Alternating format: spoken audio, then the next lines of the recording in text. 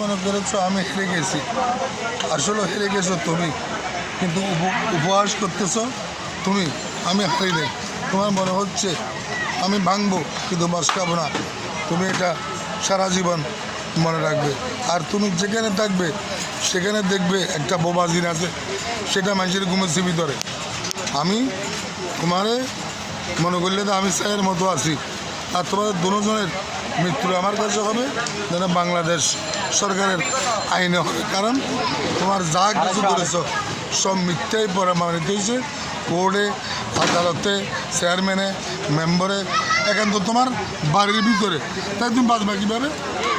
আমার একদিকে তুমি আমার শিকল সেনাবাহিনী নিয়ে গেছো, ত্রিপুলটা নিয়ে গেছো, বন্দর তারা নিয়ে গেছো, আরও গুন্ডা ভান্ডার দ্বারা আমাকে হেনস্থ করছো। কি আমার একটা কেস দিতে পারছ?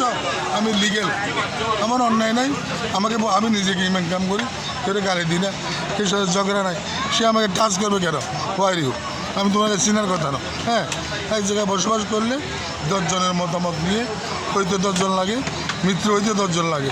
এটা আল্লাহর নবীর আইন। কেউ চুরি করে মৃত্যু করতে পারে না, কেউ চুরি করে আবার বাঁচতে পারে না। একজন ছেলে সন্তান হলেও মানুষ জানে, একটা লোক মরে গেলেও মানুষ জানে।